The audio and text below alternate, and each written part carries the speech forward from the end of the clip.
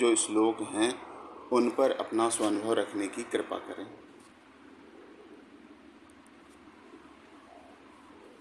नर्मदे हर चक्षुषा चैव दिव्येन योगम् अविष्करोति यः विश्रुतं विश्वरूपं च तस्मै बुद्धात्मने नमः। सद्गुरु स्वरूप परमादरणीय सिद्धाचार्य डॉक्टर श्री चांदेकर सर, परम आदरणीय मैडम और उपस्थित सभी आदरणीय विज्ञानी जन, आत्मरूप सज्जनों और देवियों को मेरा सादर नर्मदे। आज के विषय में इस सत्संग में श्रीमद् भगवद गीता उपनिषद के 6वें अध्याय के श्लोक 33 से 39 तक मुझे अपना स्वानुभव रखने का निर्देश दिया गया है। इस विषय के अभ्यास मनन से जितना ग्रहण हुआ है उतना स्वानुभव के रूप में प्रस्तुत करने का प्रयास करता हूँ। पहले दो श्लोक 33 और 34 में अर्जुन श्री कृष्ण जी से निवेदन करता है, समत्व योग जो तुमने कहा ये मधुसूदन, मन की चंचलता से मुझसे हो नहीं सके। मन चंचल है कृष्ण, अन्यायी दृढ़ शक्ति का, असाध्य रोकना इसका तीखे है वायु सा मुझे। आपने मुझे जो समत्व योग कहा वह मेरे मन की चंचलता के कारण मुझे साध्य नहीं हो रहा है। मन अत्यंत चंचल है, अन्यायी और बलवान है। उसे रोकना वायु को रोक रखने के समान असंभव सा प्रतीत हो रहा है। गीता का 6वां अध्याय आत्मसंयम योग है, जिसमें भगवान श्री कृष्ण जी ने अर्जुन को आत्मयोग समझाया है। योगी योग युक्त और योगारूढ़ होकर आत्म स्थिति प्राप्त करके स्वकर्माचरण कैसे करता है, इसका अर्जुन को दिग्दर्शन किया है। आरंभ में श्री कृष्ण जी ने कहा है, संकल्प सब ही त्यागे योगारूढ़ उसे कहा, और वासना सब ही त्यागे योग युक्त उसे कहा। और यही आगे समझाया है, आसक्ति रहित होकर और वासनात्मक सूक्ष्म अहंकार का लय करके स्वकर्माचरण द्वारा यह योग सिद्ध होता है। इसे ही अर्जुन ने समत्व योग कहा है। सर्वत्र समत्व भाव सिद्ध होने का अर्थ समत्व योग है। गीता में समत्व योग, आत्मयोग, दिव्य चक्षु योग, बुद्धि योग, पिंड ब्रह्मांड योग, विश्वरूप दर्शन योग, अनन्य भक्ति योग, त्रिपुटी योग आदि सभी शब्द प्रयोग एक ही अर्थ से किए गए हैं। इस योग का शाब्दिक विवेचन और प्रायोगिक प्रत्यक्षीकरण तथा सिद्धिकरण, इसमें महद अंतर है। शाब्दिक विवेचन से प्रत्यक्ष यथार्थ बोध कभी नहीं होता। भगवान सर्वांग योग में कहते हैं, यथार्थ बोध होने को निज मूल स्वरूप का वस्तु में त्रिपुटी देखी कल्पना से स्वभाव है। परमात्मा वस्तु का स्वरूप ध्यान में आने के लिए क्षर अक्षर पुरुषोत्तम ये त्रिपुटी के 3 भाव कल्पित है। एक को समझने के लिए है, तीनों भाव मिलकर वस्तु एक है। भाव कल्पित है, सत्य नहीं। यह समत्व योग की सिद्धि प्रायोगिक प्रक्रिया से जानने पर ही प्रत्यक्ष अनुभूति प्राप्त होती है। इसके अभाव में अर्जुन 33वें श्लोक में कहता है, ये तस्याहम न पश्यामि, अर्थात यह योग प्रत्यक्ष नहीं हो रहा। इस आत्मयोग की अनुभूति के लिए दिव्य चक्षुजन्य निश्चय में बुद्धि स्थिर रहना यह समत्व है। फिर बुद्धि पर मन जाते ही लय को प्राप्त होता है, शेष नहीं रहता। बिना आत्मानुभव के अर्जुन का मन स्थिर होना संभव नहीं था। आगे चलकर श्री कृष्ण जी ने गीता के 11वें अध्याय विश्वरूप दर्शन में यह अनुभूति उसे दी है। जब अर्जुन ने श्री कृष्ण जी से दर्शयात्मानम अव्ययम ऐसी विनती की है, तब दिव्यम ददामि ते चक्षुः ऐसा कहकर यह प्रत्यक्ष अनुभव भगवान ने प्रदान किया है। सारांश, जब तक तत्वदर्शी सद्गुरु से परमात्मा स्वरूप का प्रत्यक्ष यथार्थ दर्शन, श्रवण, अभ्यास, मनन, निधिध्यास नहीं होता, तब तक आत्म साक्षात्कार नहीं होता और मन भी स्थिर नहीं होता।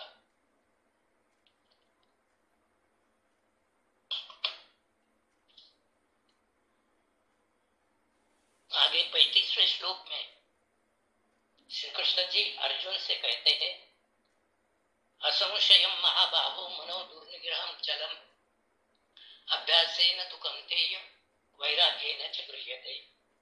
मन चंचल है, इसमें संदेह नहीं। यह अंशतः सत्य है, ऐसा श्री कृष्ण जी का अभिप्राय है।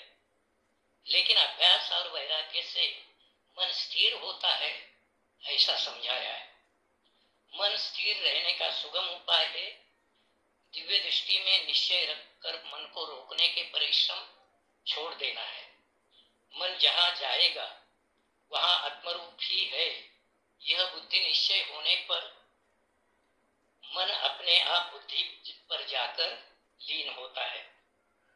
भगवान श्री मायानंद जी अपने पद्य में कहते हैं, मत रोको मनुवा मत रोको, जहाँ जाए तह जाने दीजो, मैं ही हूं सो असटो को। यही बात इस अध्याय के 26वें श्लोक में भी कृष्ण जी ने समझाई है। जहाँ जहाँ दौड़ जावे मन चंचला स्थिर, वहां वहां जोड़ देना आत्मा में वश यूं कर। मन को अक्षर में लीन करके एक रस आत्मरूप देखना, यह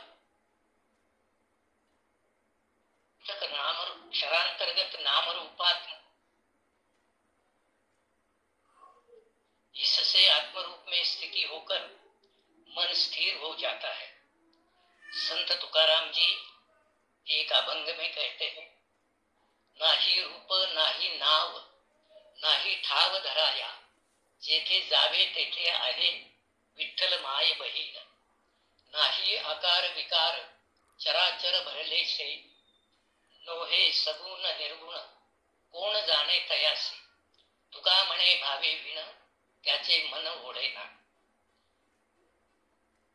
आगे 36वें श्लोक में श्री कृष्ण जी कहते हैं, असंयमी को ये योग प्राप्त होता नहीं कभी, मिले आत्मवशी को ये मनोजय स्वकर्म से।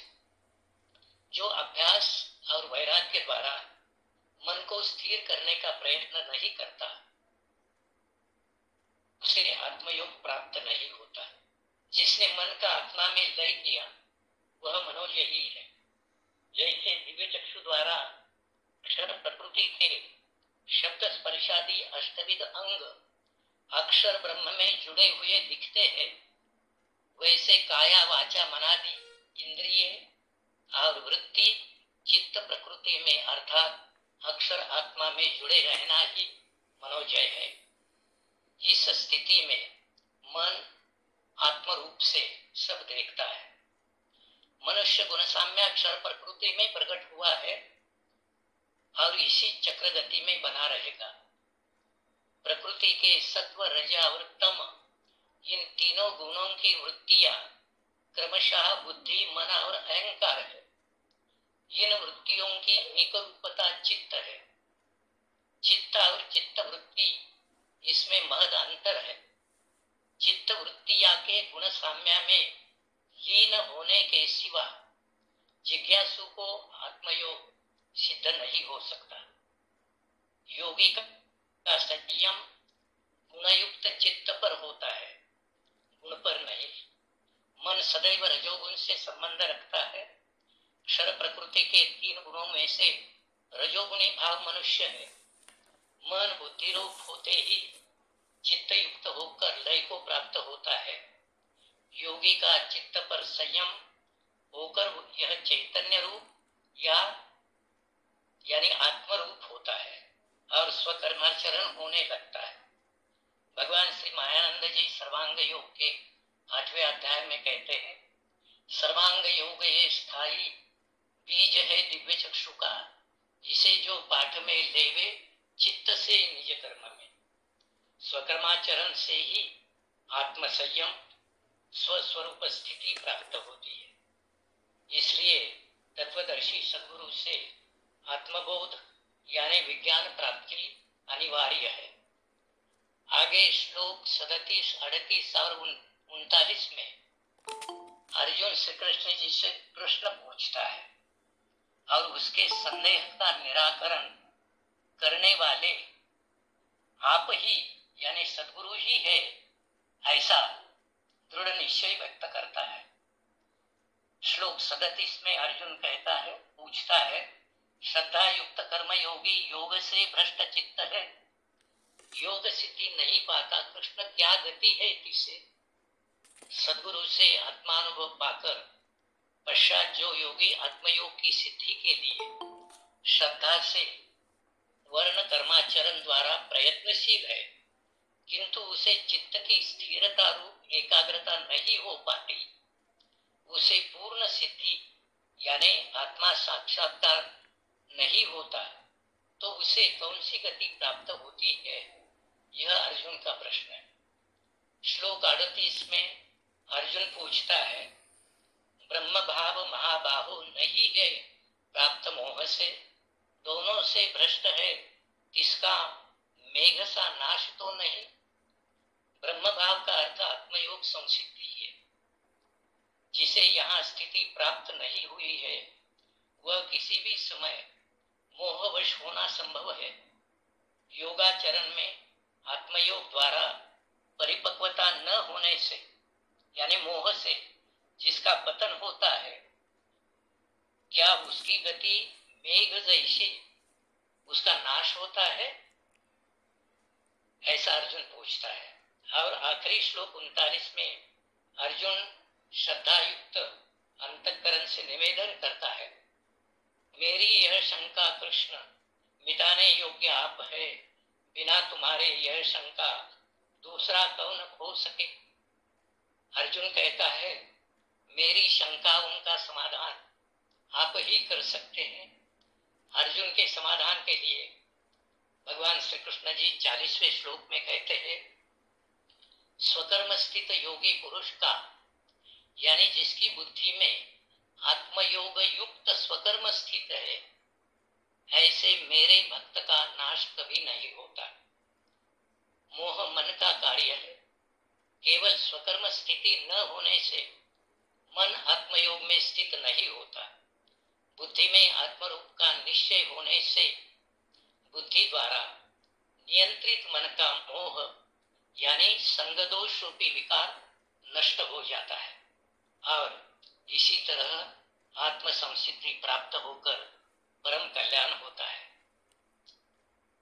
मेरे भक्त को कभी भी दुर्गति प्राप्त नहीं होती, ऐसा भगवान ने कहा है। सद्गुरु का ऋण व्यक्त करते हुए मैं मेरे वाणी को विराम देता हूँ। सादर नर्मदेगा। अभी हम सभी ने वरिष्ठ विज्ञानी आदरणीय श्री लोंधे जी का स्वानुभव उपरोक्त विभिन्न श्लोकों पर अध्याय 6 के सुना। इसके उपरांत मुझे ही आगे का सर का निर्देश था कि 6वें अध्याय के जो आगे श्लोक उस पर अपना स्वानुभव रखें, तो मैं अपना जो स्वानुभव है इस पर व्यक्त कर रहा हूँ। वही भक्त वैराग्य संपन्न ज्ञानी, ये में सदा दिव्य दृष्टि समानी, उसे देखते स्पर्श पुण्य आवे, तिसी का सुने बोध संदेह जावे। हम सभी यहाँ पर अध्याय 6वां आत्म संयम योग, इसका यहाँ पे हम मनन कर रहे हैं। जैसे कि हमारे पूर्व में आदरणीय लोंधे जी ने जो पूर्व पीठिका जो आगे के श्लोक की उसकी तैयार कर दी है कि जो योग भ्रष्ट है उसके बारे में बताया गया है, उसके बारे में चर्चा की गई है। तो इसके लिए जो गीतोपनिषद की जो प्रस्तावना है भगवान की, उसको थोड़ा सा हमें अवलोकन करने की आवश्यकता है कि क्या ऐसी स्थिति हो जाती है कि एक बार जो योग पर आरूढ़ हुआ और उसके बाद योग भ्रष्ट की स्थिति आ रही, अर्थात वह योग से च्युत हो रहा है, तो उसके लिए भगवान का यहाँ पे दिशा निर्देश है कि केवल काल, महाकाल, अतिकाल, इन तीनों को जानने वाले त्रिकालज्ञ पुरुष इस काल रूप गति के साक्षी होने से वे भी महरलोक अर्थात चौथी भूमिका में बैठकर देखा ही करते हैं, किंतु निज वर्ण के कर्तव्य में असमर्थ होते हैं। शुभाशुभ वासनात्मक बंधनों से अशेषता छूटकर स्ववर्ण का कर्म ही यथार्थ समझकर आचरण करने वाली की बुद्धि छठवीं भूमिका अर्थात तपोलोक गोलोक में होती है। तो जैसे 40वें जो श्लोक है कि पार्थ उसका यहाँ आगे नाश होता नहीं कभी, डाउनफॉल तो हुआ है, कल्याण इच्छा है जिसके दुर्गति क्यों मिले उसे, परंतु जिसके अंदर इस आत्म योग का आस्तिक पद तक का ना पुरुषोत्तम पद तक का जो गंतव्य है उसकी कल्याण की इच्छा है, तो उसका नाश नहीं होता, क्योंकि भगवान ही हमें निर्देश देते हैं कि यहाँ कर्म नहीं छूटे, संग दोष नहीं लगे, अल्प भी आचरे, बहुत थोड़ा भी अगर अभ्यास कर रहा है तो बचावे भव बंध से, बहुत सारे जो जागतिक संकट हैं उससे वह पार कर होता है। होवे त्वरित धर्मात्मा स्थायी शांति मिले उसे, कौनते ध्यान में लेना मेरा भक्त नहीं गिरे।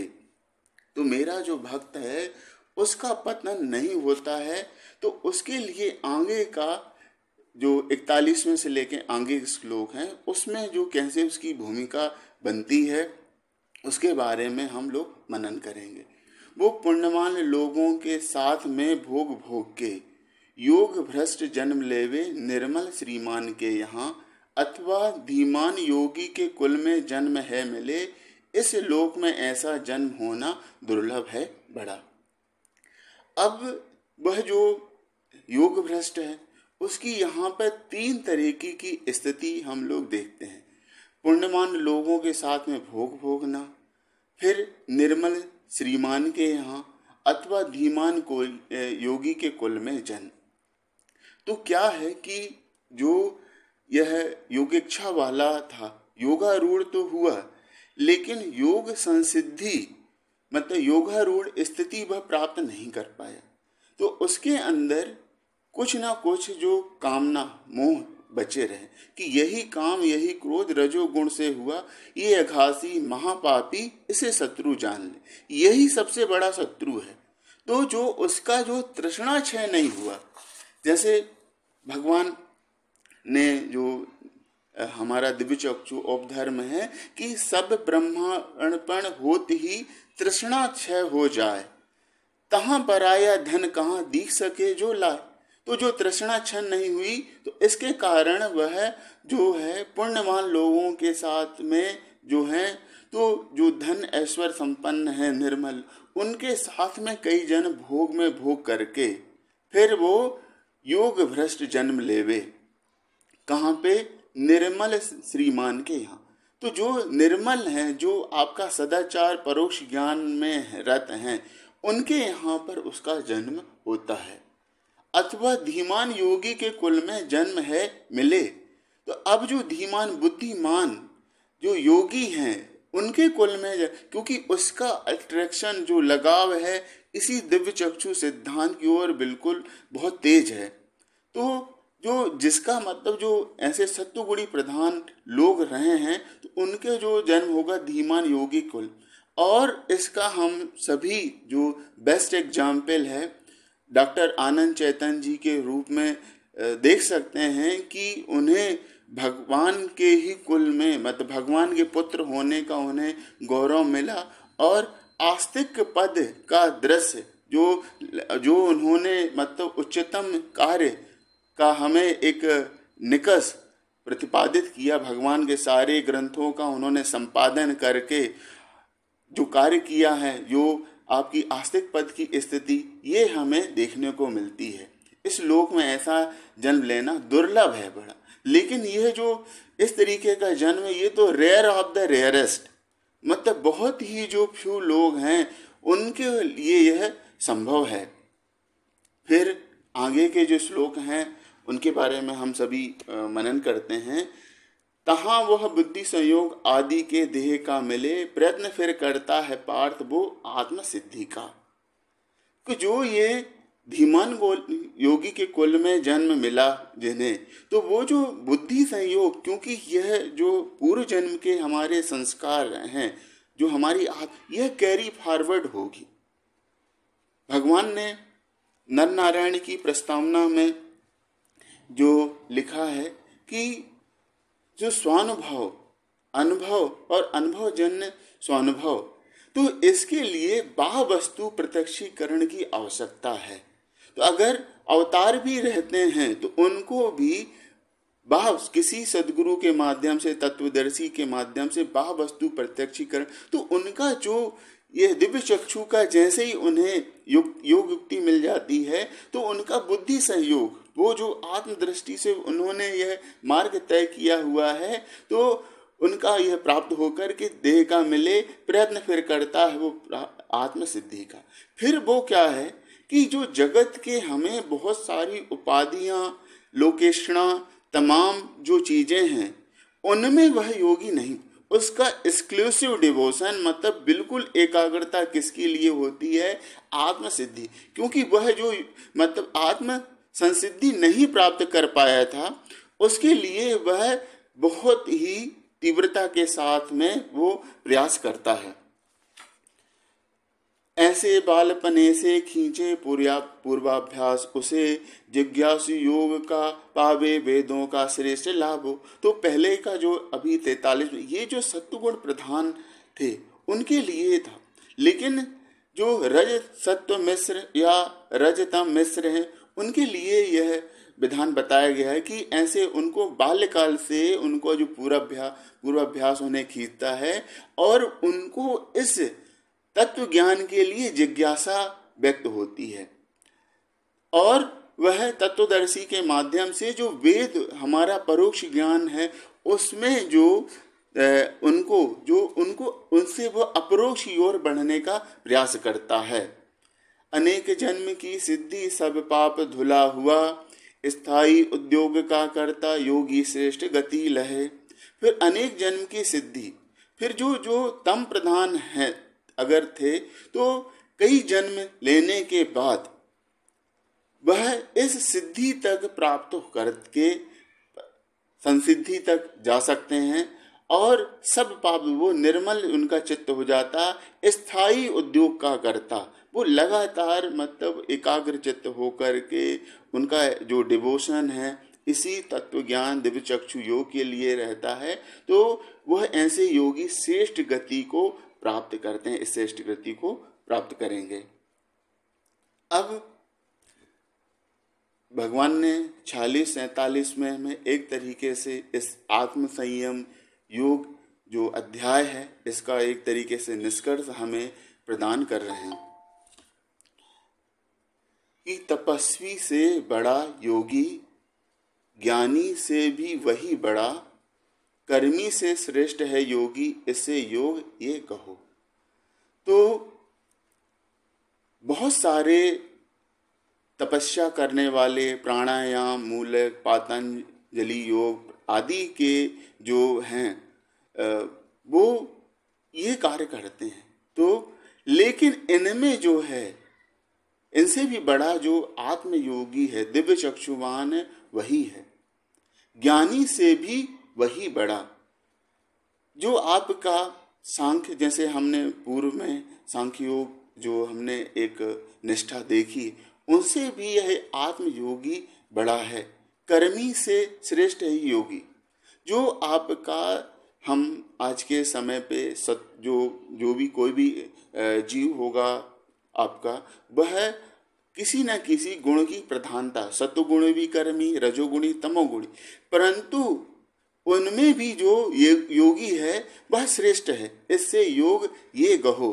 तो हम भगवान जो मायना चैतन्य जी हैं, इस आत्म योग को ही ग्रह धारण करने के लिए हमें बार बार प्रेरणा दे रहे हैं। कारण क्या है कि विश्व का जो हम इसमें जो स्वकर्म आचरण है, वर्ण धर्म का आचरण है, स्वाभाविक गुण का आचरण है, अकर्म है, अनन्य भक्ति है, जब तक हम आत्म योग ग्रहण नहीं करेंगे तो तब तक वह साध्य नहीं हो सकता है। इन सारे उपायों से, तपस्वी से, ज्ञानी से, कर्मी से, इसलिए वह अनन्य भक्ति युक्त जो सेवा है कि मैं सेवक सचराचर रूप राशि भगवंत, द्वैत भाव और कर्म करता अभिमान संपूर्ण त्याग करके जो हमारा स्वकर्म आचरण होगा, वह इस आत्म योग, प्रत्यक्ष योग युक्ति के माध्यम से हो सकता है, अन्य कोई उपाय नहीं है। परंतु बहुत सारे विद्वान जो थे पूर्व के, जैसे स्वामी विवेकानंद, इसको ना समझ करके, इस आत्म योग को, दिव्य चक्षु का सिद्धांत नहीं समझ करके, उन्होंने इस प्राणायाम मूलक जो पतंजलि योग है उसको राजयोग कहा। परंतु जो राजयोग, यही अध्यात्म विद्या, राज विद्या, राजगुह, यही अध्यात्म विद्या दिव्य चक्षु का सिद्धांत ही है। आगे के जो श्लोक है कि सभी योगियों में जो बैठा है मुझ में करे, श्रद्धा से विश्व की सेवा, मुझे अत्यंत मान्य सो। अब एक तरीके से भगवान ने पूरी तरीके से अपना निष्कर्ष इस श्लोक में प्रदान किया है कि सभी योगियों में जो हमने अभी यहाँ पे देखा, तपस्वी, ज्ञानी, कर्मी, तो उनमें सभी योगी तो और आत्मयोगी जो बैठा है मुझ में करे, जो मेरे साथ अर्थात उस आस्तिक पद पर, पुरुषोत्तम पद पर त्रिपुटी रहित अवस्था में पहुंच करके वह मुझ में जुड़ करके अनन्य भाव से सेवा करता है, श्रद्धा से विश्व की सेवा, तो वह अपना स्वाभाविक गुण कर्म से इस विश्व की सेवा में रत है। यह जो सेवा में रत हैं अनन्य भक्त, वो मुझे अत्यंत, मतलब सबसे श्रेष्ठ जो मान्य है यही है।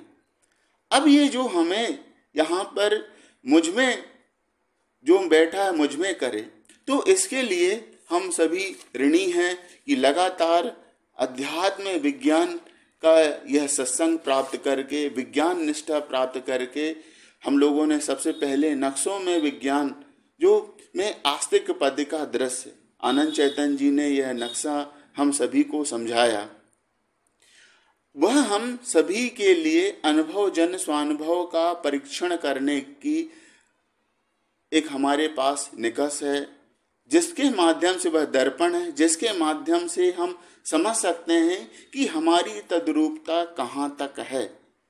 क्योंकि यह हमारी स्थिति ना हो जाए, योग भ्रष्ट की स्थिति ना हो जाए, हम घोड़े पर, आत्मयोग के घोड़े पर सवार हैं, लेकिन घोड़ा हमें लात मार के नीचे न गिर जाए, तो वो हम योगारूढ़ स्थिति तक पहुंच करके, योग युक्त होकर, योग योग स्थिति प्राप्त करके, इस आत्मयोग में हमारी दृढ़ता हो करके हम आस्तिक पद, पुरुषोत्तम पद तक, तृप्ति रहित वस्तु भाव तक हम पहुंच जाएं।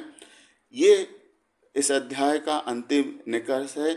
यहाँ इतनी ही बात करके मैं अपनी वाणी को विराम देता हूँ और परम पूज्य सद्गुरु स्वरूप डॉक्टर साहब से निवेदन है कि इन अनुभवों की जो प्रस्तुति है, इसमें जो भी त्रुटियां हों उनकी ओर हम लोगों का ध्यान आकर्षित करके और आगे हम लोगों को इस आत्मयोग में कैसे और पदारूढ़ किया जा सकता है, उन सभी के लिए हमें दिशा निर्देश प्रदान करेंगे सर।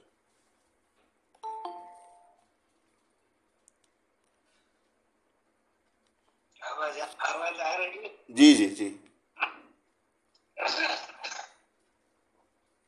श्री गुरु के पदों को है मेरा नंदोत प्रेम, यही प्रेम लगे स्थायी कृपा दृष्टि। उपस्थित सर्वात्म सज्जन,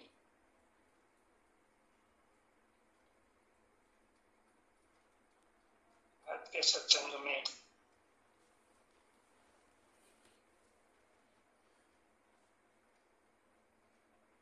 तो विज्ञानी साधकों ने अपना स्वानुभव रखा।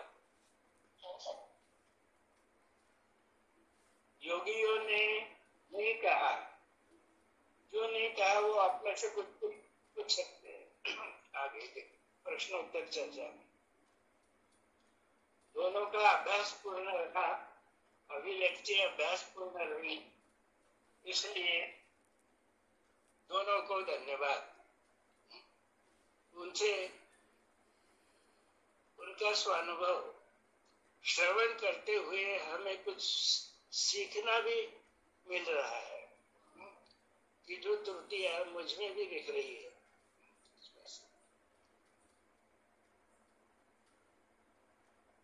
वो पॉइंट आउट करने की यहाँ पे कोशिश करूंगा और फिर चर्चा करेंगे। संभाजी लोंढे जी ने आत्मयोग, बुद्धि योग, समत्व योग, पुरुषोत्तम योग, ये सब लिखा, लेकिन उसमें उन्होंने 2 शब्द और मिला दिए, पिंड ब्रह्मांड योग भी कह दिया और त्रिपुटी योग भी कह दिया। इसको जरा ध्यान में लेना चाहिए कि गीता में और भगवान के साहित्य में आत्मयोग के समकक्ष, या इसको पिंड ब्रह्मांड योग नहीं, पिंड ब्रह्मांड का योग यानी साम्यावस्था में ही हो जाता है, अक्षर स्वरूप में ही हो जाता है पिंड ब्रह्मांड, वहां तक ही सीमित नहीं। और केवल त्रिपुटी समझाना है नहीं है, केवल त्रिपुटी के ज्ञान से हमारा योग नहीं होता है विश्व वस्तु से, इसलिए उसको त्रिपुटी योग नहीं कहते हैं। आत्मयोग श्रेष्ठ है त्रिपुटी योग से, ये ध्यान में रखना चाहिए। दूसरा, जिन्होंने योग ग्रहण किया, भगवान का आदेश, वे महात्मा अर्जुन, उनके विषय में जब हम बोलते हैं तो उनका तृतीय पुरुष ही एक वचनी उल्लेख कर देते हैं। ये विज्ञानी को शोभा देता है कि आप ही सोचिए। अंत में 18वें अध्याय में महात्मा कहा है अर्जुन को, भगवान का उपदेश, योग का उपदेश अंतःकरण में धारण कर स्वकर्म पर आरूढ़ हो गए और विश्व के सामने उन्होंने अपना आदर्श रखा। अर्जुन ऐसा कहता है, अर्जुन वात्सल्य करता है, ये भाषा जरा जो है ये विज्ञान योग की नहीं हो सकती, इसलिए आदर से उनका उल्लेख करना चाहिए। ये 2 बातें ध्यान में रखें। अब उदयराज जी ने भी अभिव्यक्ति ठीक की, उन्होंने संदर्भ इधर के उधर के लाए।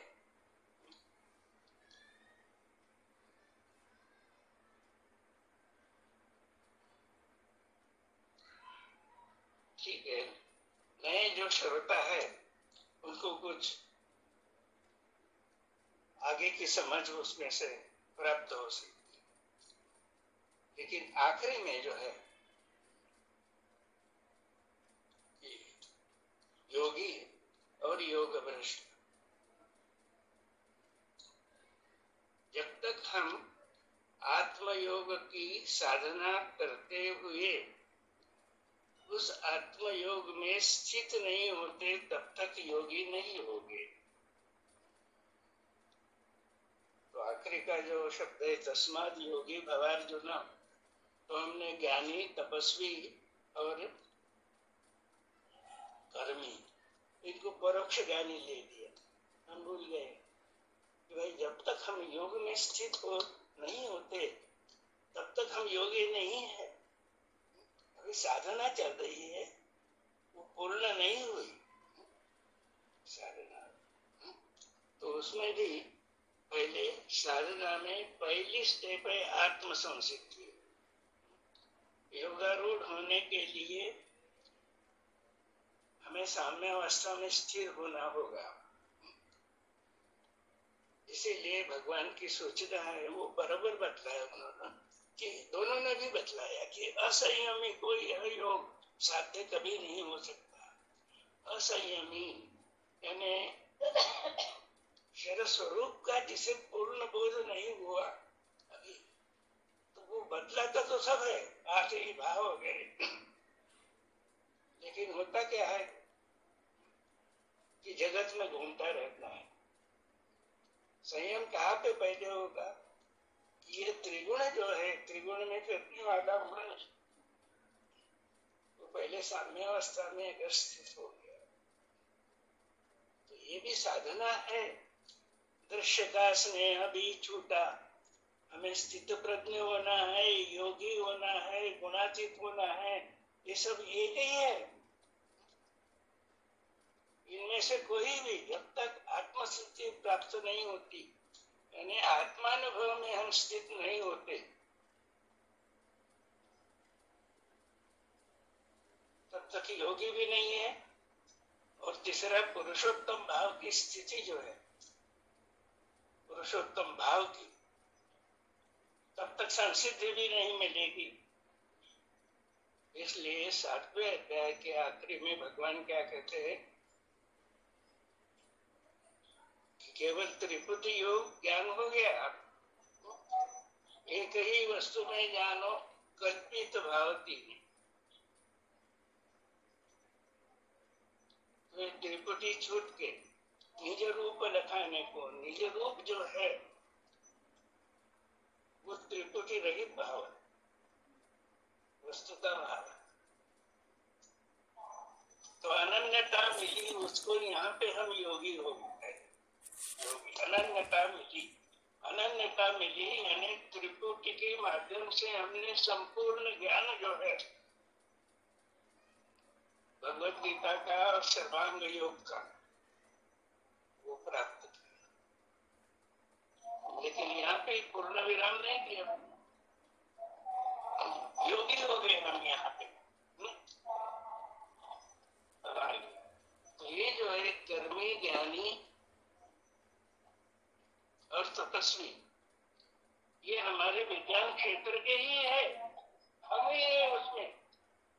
ये त्रिविध गुणों की लीला ही चल रही है। इसलिए ये 3 गुण जो है,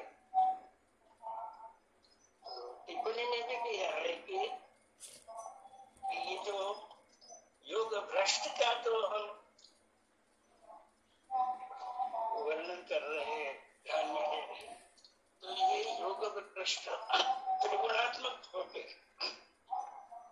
अब इनकी गति क्या क्या है, तो उन्होंने उदयराज जी ने सत्व गुण की गति और रजोगुण की गति बराबर समझे।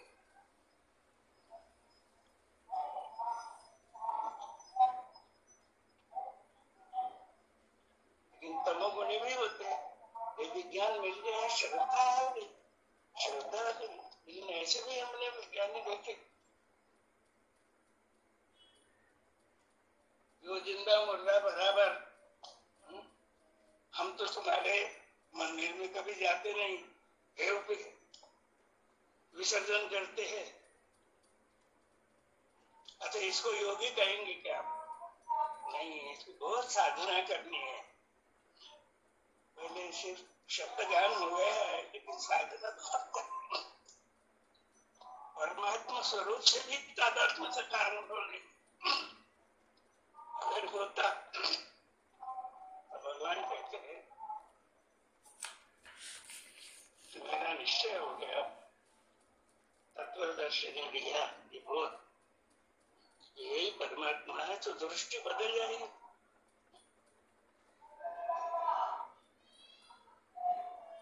दृष्टि बदल जाएगी। इसका मतलब शब्द स्पर्श रूप रस गंध सत्व रज तम,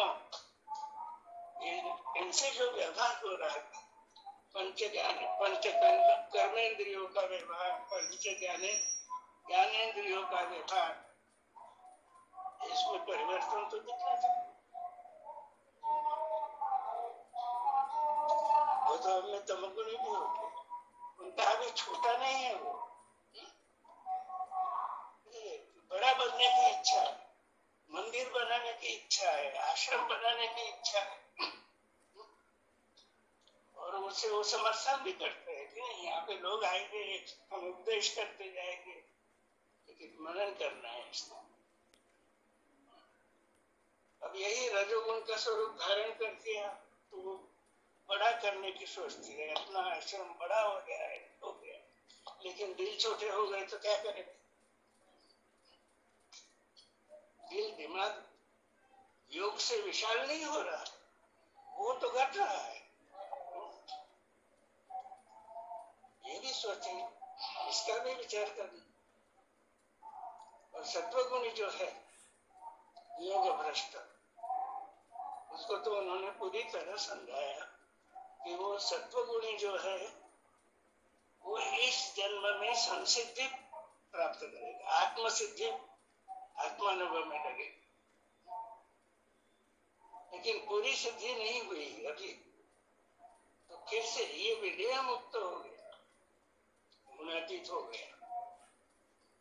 तो गुणातीत वही है कि जिसकी बुद्धि आत्मा में स्थिर हो गई, वही स्थित प्रज्ञ है, वही गुणातीत है, वही अनन्य भक्त भी है। तो ये हमें ही, हमारे ही ये तीन स्वरूप है, यानी तपस्वी। दिख रहा आप देखें, हमने देखे 60 साल में, देखिए कि मेरा ही स्वरूप है, ये मेरे स्वरूप में ही यही ज्ञान बदलाने वाले 3 प्रकार के लोग दिखे। ये मत सोचिए वो ढक लिए उस पर कि ये परोक्ष ज्ञानी के लिए है और हम बड़े श्रेष्ठ हो गए, एकदम से हम श्रेष्ठ हो जाते हैं। ज्ञानी से भी शंकराचार्य से मैं श्रेष्ठ हूं, सोचा उनका कार्य कितना है, उनकी साधना कितनी है। विवेकानंद से मैं बड़ा हूं, क्या साधना है मेरी? विवेकानंद का चरित्र पढ़े, इसलिए भगवान कहते नहीं, ये परोक्ष ज्ञानी नहीं है, ये हमारे ही स्वरूप है, हमें ही 3 गुण है। तो रजस्तमश्चाभिभूय सत्वम भवति भारत में, इसका आश्रय लीजिए सत्व का, तो भगवान कहते हैं कि आत्मसिद्धि मिलेगी, क्योंकि आत्मसिद्धि के लिए श्रद्धा से सात्विकी ये चाहिए।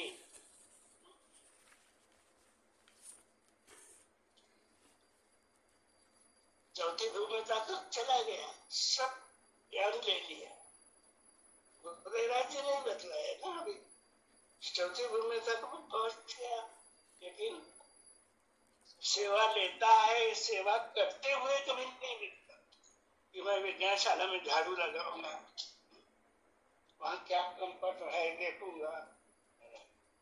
स्वामी बनके हम सेवा दे रहे हैं लोगों की, ये योग है क्या? ये आत्म परीक्षण करना है, ये साधना है क्या?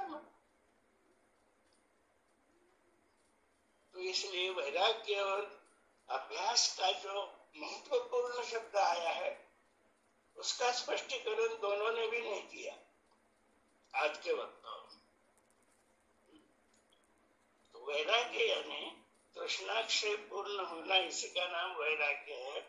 और भगवान ने बहुत सीधे शब्दों में स्पष्ट किया है कि भाई जगत में जो नाम रूपात्मक जो जगत है, इसको दृश्य कहे, दृश्य का स्नेह भी छूटा, वहां हमारा मन बुद्धि कुछ कहीं तो भी लटक रही है, आसक्त है, उससे छूट, इसको वैराग्य कहते।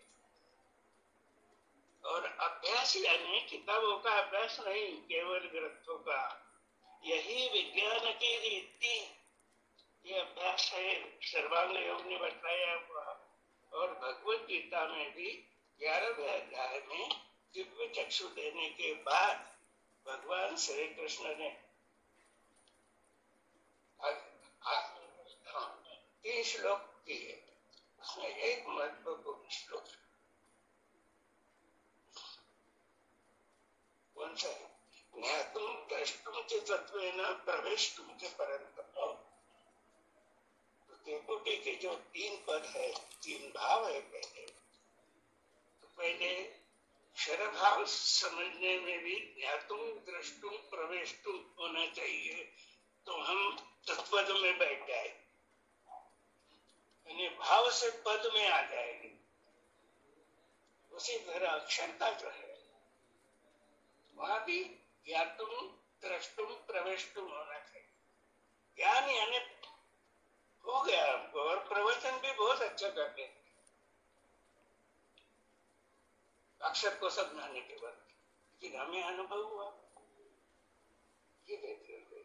उसी तरह पुरुषोत्तम सब जगह ये लगाना चाहिए, यही विज्ञान की रीति, साक्षात्कार स्वरूप का बोला, तभी हम साक्षात्कार तक पहुंचे।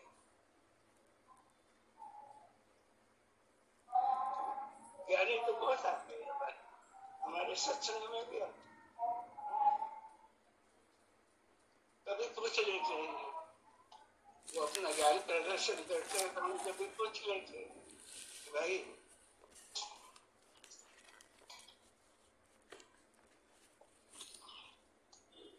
आप तो सब पूरा बदला दिए, धन्यवाद आपको, कि मेरे ध्यान में भी आया नहीं कि आकाश का ज्ञान युक्त कर्म कौन सा है,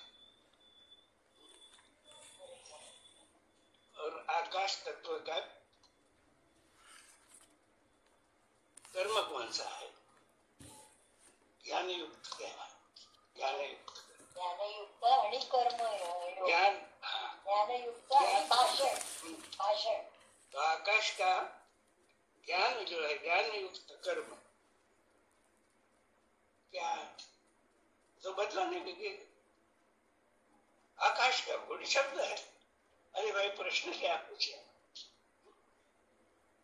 देखिए, जड़ तत्व के 5 तत्व का बोध भगवान श्री कृष्ण ने दिया है। दिव्य दृष्टि में भी नक्शों में समझाया था कि आकाश तत्व का ज्ञान युक्त कर्म और कर्म युक्त कर्म। ज्ञान युक्त कर्म है श्रवण, कर्म है वाचा भाषण। तो जो श्रवण ज्ञान युक्त करेगा पूर्ण, तब सदगुरु से बोध होने, भेंट होने के बाद जिसने श्रवण कौशल्य विकसित किया है, वो ग्रहण करेगा ज्ञान का भाषण। देखिए, अनुभव की दृष्टि से पूछा तो क्या बतलाते हैं, और ऐसा प्रचार करने से, ऐसे प्रचार से, श्रुतियों का प्रचार जो पंडित लोग कर रहे हैं, और मैं भी वैसा ही कर रहा हूं, मगर बिना अनुभव लिए, बिना अनुभव कैसा होता है, स्थिर हो जाती है बुद्धि, निश्चय पक्का होता है, सत्य भाषण करेगा, और अपराजय विद्या है, यानी वो लटकेगा नहीं। फिर हम तो लटक गए हैं। आकाश का ज्ञान युक्त कर्म और कर्म बतलाइए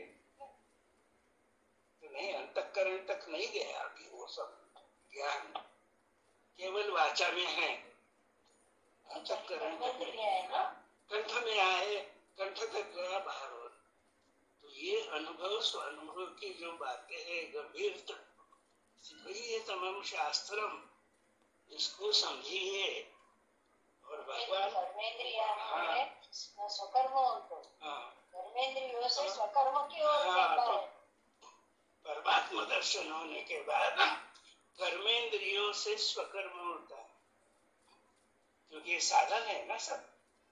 और जो स्वकर्म होगा उसमें ज्ञान अगर ग्रहण किया होगा श्रवण इंद्रिय से, तो वो ज्ञान कर्मेंद्रियों से मिल जाएगा और फिर स्वकर्म होने लगेगा।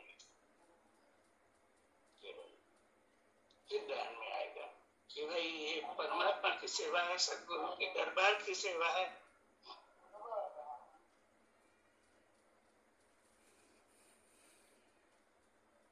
तो शरीर है तो कर्म है, शरीर यात्रा तो कुछ सद्गुरु सेवा तो घटनी चाहिए।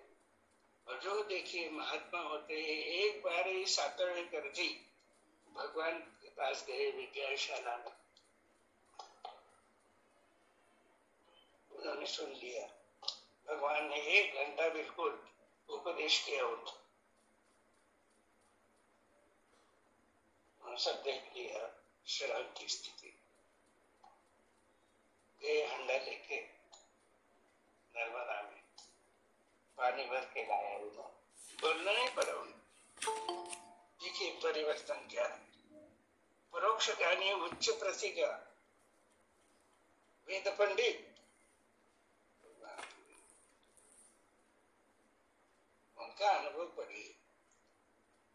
इसलिए ये देखते जाइए कि इस साधकावस्था में ये सब जागृति हमें रखना चाहिए। एक और भी बहुत महत्वपूर्ण वाक्य है,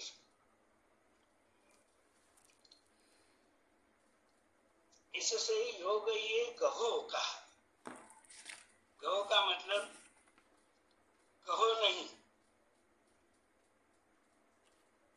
बोलो नहीं, सिर्फ गहो यानी ज्ञातुम द्रष्टुम प्रवेशतुम। गहो का मतलब भगवान ने प्रवेशतुम के लिए गहो शब्द रखा है, हमें तद्रूपता का अनुभव करना है उससे।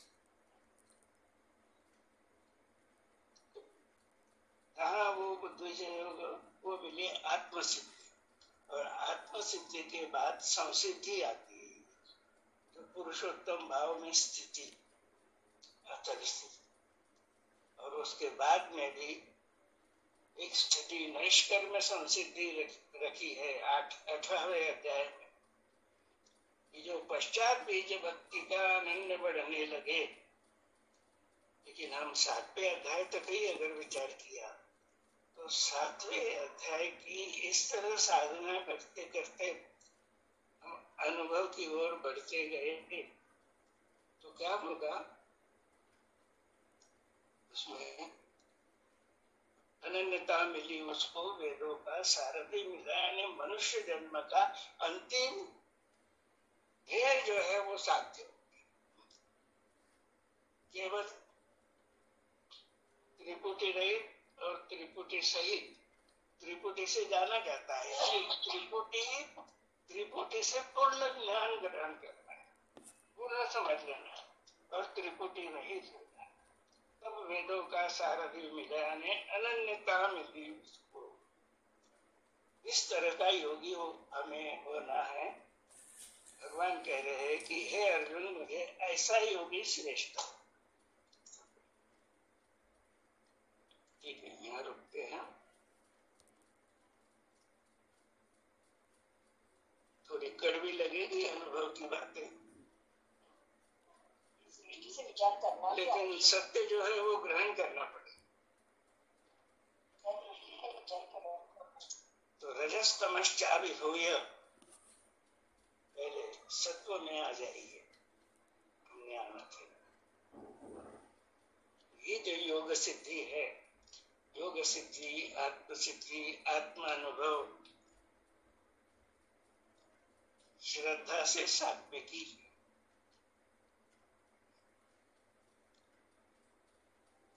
मोह के कारण योग भ्रष्ट होता है।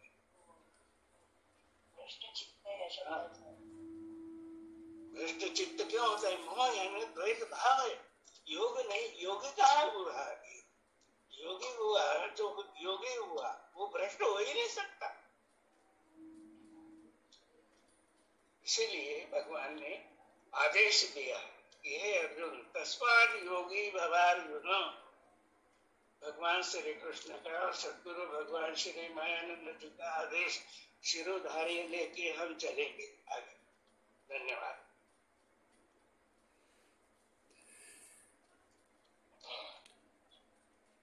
स्वामी जी नर्मदे। 43वां श्लोक को थोड़ा और स्पष्ट कर दें। सभी योगियों में जो बैठा मुझ में, ये लाइन स्पष्ट करें। सभी योगियों में जो बैठा है मुझ में। सभी योगियों में हम सब योगी हैं। अभी आत्मयोग हमें प्राप्त हो गया, पहली स्टेज। तो योगी आदरार्थी कहते हैं भगवान ने हमें योगी। सभी योगियों में हम में कितने प्रकार के योगी है? अभी हमने चर्चा की, सिद्ध पुरुष भी है, परम सिद्धि प्राप्त पुरुष भी है। सभी योगियों में आगे बढ़िए। जो बैठा है मुझ में यानी किस में? पुरुषोत्तम भाव। पुरुषोत्तम भाव में नहीं, सिर्फ मुझ में यानी पुरुषोत्तम पद में जो बैठा है। आगे करे श्रद्धा से विश्व की सेवा, मुझे अत्यंत। तब विश्व की सेवा होगी पुरुषोत्तम पद में बैठने के बाद। तो विश्व सेवा की बड़ी बड़ी बातें करते थे, लेकिन पहले आत्म कल्याण तो साध्य होना चाहिए। अनन्यता मिली उसको, यहाँ आत्म कल्याण हो गया। और आत्म कल्याण के बाद ही विश्व सेवा हो सकती।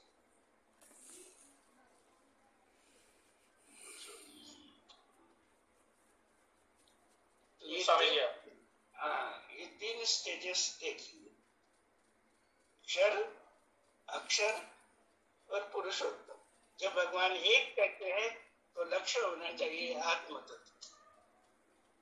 जब सब भूतों को कहते हैं तो क्षर का लक्ष्य हो जाना चाहिए।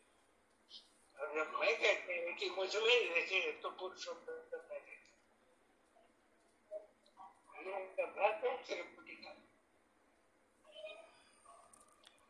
ठीक है, श्रीवास्तव जी है ना? नहीं, चंद्रशेखर चतुर्वेदी। हाँ, चतुर्वेदी। ठीक है। हाँ स्वामी जी, नर्मदेहर जी। ये अभी 39वां नंबर है। डॉक्टर कौन बोल रहे हैं? मैं सुरेश पाल हूँ, नागपुर से बोल रहा हूँ। हाँ जी। ये 39वां नंबर है। मेरी यह शंका, कृष्ण मिटाने योग्य आप हैं, बिना तुम्हारे ये शंका दूसरा कौन खोज सके। तो इसमें थोड़ा प्रकाश डाल दीजिए, दूसरा कौन खोज सके। यहाँ तक तो समझ में आया, पर इसमें थोड़ा उलझ रहे हैं। मिटाने योग्य अर्जुनाचा प्रश्न है। अर्जुनाचा प्रश्न है, कोण समजा। तो अर्जुन का प्रश्न है।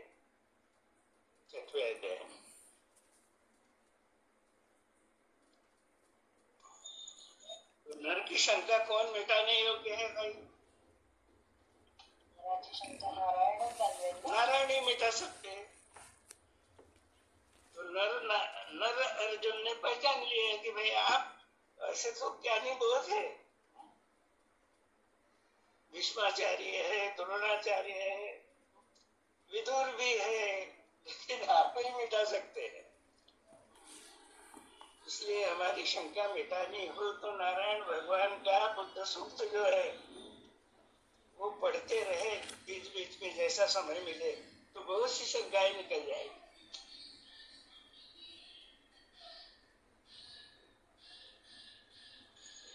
अनाचार में क्या होता है, पूर्ण ज्ञान और अनुभव की पूर्ण संसिद्धि, परम संसिद्धि होती है।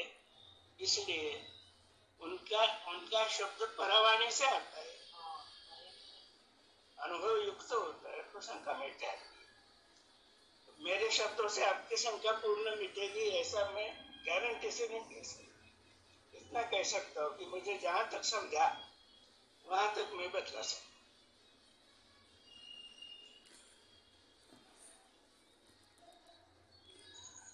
सर ठीक है, धन्यवाद बनेगा सर। ये जो तो 39वें श्लोक के संबंध में और आपको कुछ कहना है तो कहिए डॉक्टर साहब। नहीं स्वामी जी, कुछ नहीं कहना है, समझना था आपको, बात नहीं आ गया समझ।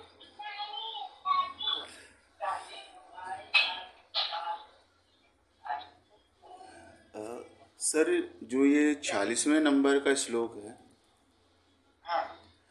उसमें जी उस पे जो ज्ञानी के लिए टिप्पणी आई है इसमें 85 नंबर पे, उसमें सांख्य ज्ञानी गीता 5:2 देखना ऐसा आया है। जी गीता 5:2। हाँ, तो ऐसा मतलब जी हाँ, उस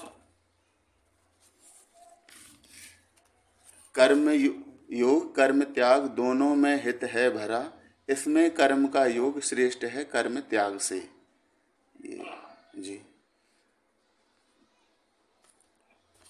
सन्यासी जिससे करते हैं उसी का नाम योग है, बिना संकल्प के त्याग। यही है ना? जी जी जी जी। जो संन्यास जिसे संन्यास यानी कर्म का त्याग नहीं है, कर्म फल का त्याग, अहंकार का त्याग, स्वभाव का त्याग, इसको संन्यास कहते हैं। स्वामी जी 5वें अध्याय का दूसरा श्लोक का संदर्भ बता रहे हैं। अध्याय 5 जो ये जी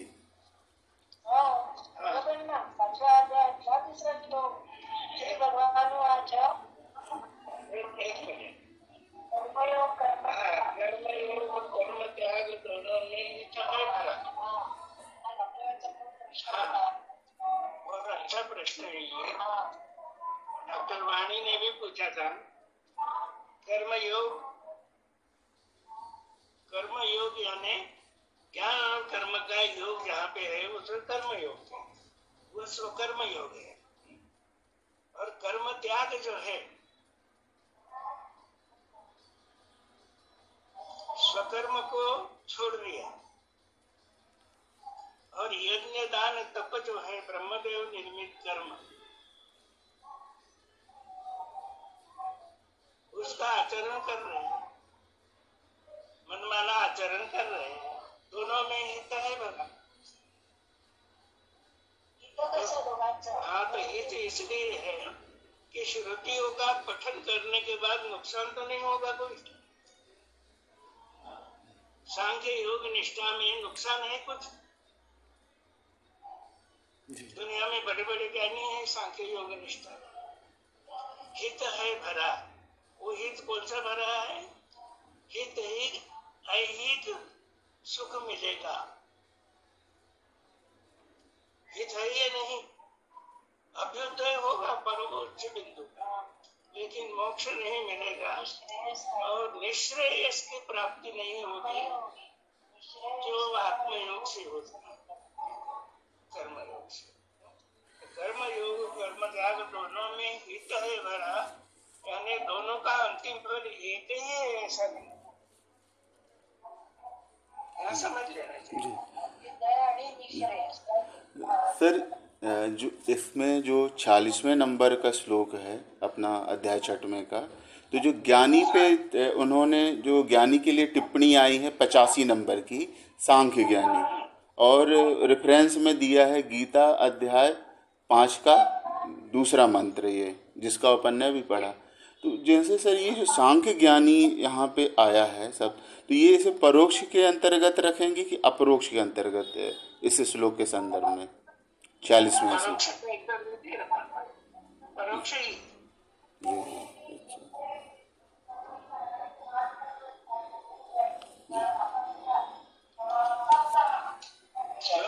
चौथी भूमिका तक भी सब बतलाता है विज्ञान शब्दों में,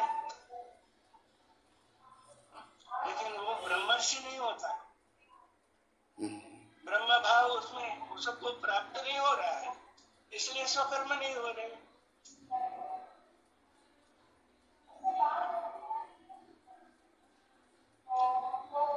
इसीलिए तो हमने देखा कि हमें भी ज्ञानी है, हमें भी तपस्वी है,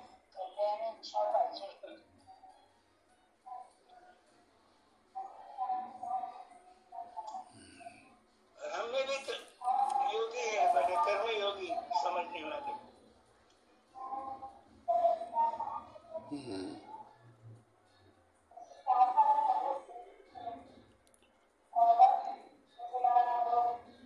तो इसीलिए भगवान ने स्पष्ट किया कि जब तक आत्मानुभव नहीं होता तब तक त्रिपुटी का भाषण सब करेगा, सब ज्ञान देगा, लेकिन उसको अनुभव दृढ़ नहीं, आत्मनिश्चय नहीं है और परमात्मा का दृढ़ निश्चय नहीं हो गया, इसलिए उसका अपरोक्ष ज्ञान अदृढ़ प्रकार का है, अदृढ़ है। दृढ़ को ही अपरोक्ष कहते हैं। दृढ़ अपरोक्ष जो है, भगवान ने कहा कि अचल स्थिति जो है अनुभव की, वही सच्चा अपरोक्ष। और यथार्थ अपरोक्ष 7वें अध्याय के अंत में भगवान ने स्पष्ट ही कर दिया कि त्रिपुटी सहित और त्रिपुटी रहित, दोनों भाव से मैं मेरी ही लीला चल रही है।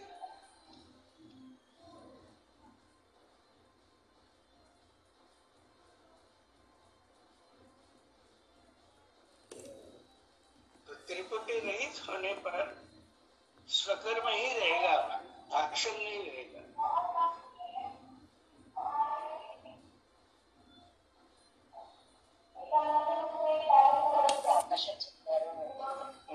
आकाशाचं उदाहरण त्याच्यामुळे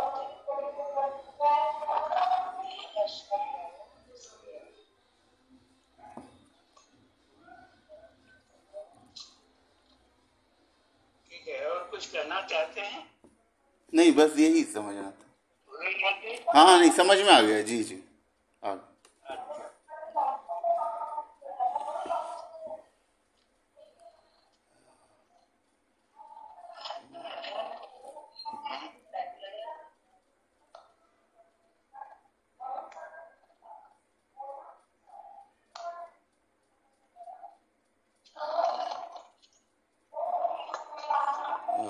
समय मतलब हो चुका है। अगर कुछ आप डॉक्टर साहब कुछ पूछ रहे थे क्या, अनुपम जी? अच्छा जी, तो आज मतलब हम लोगों का यह और सूक्ष्म मनन चिंतन इस अध्याय पर, अध्याय 6वें पर हुआ, और आज के इस अध्याय पर अपना मनन प्रस्तुत करने वाले डॉक्टर अपने सबसे पहले हमारे लोंडे जी, उनको सादर अभिनंदन है। साथ ही मतलब हम में जो सभी अनन्य विभूतियाँ जो विविध देश देशांतर से जुड़ रही हैं और इस विज्ञान निष्ठा सूक्ष्म सत्संग में शामिल हो रही, सभी का अभिनंदन है।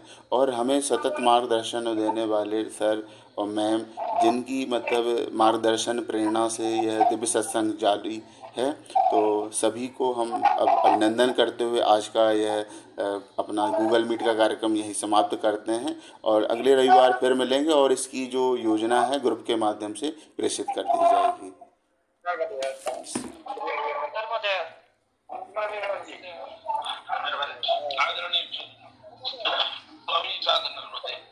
सभी आदरणीय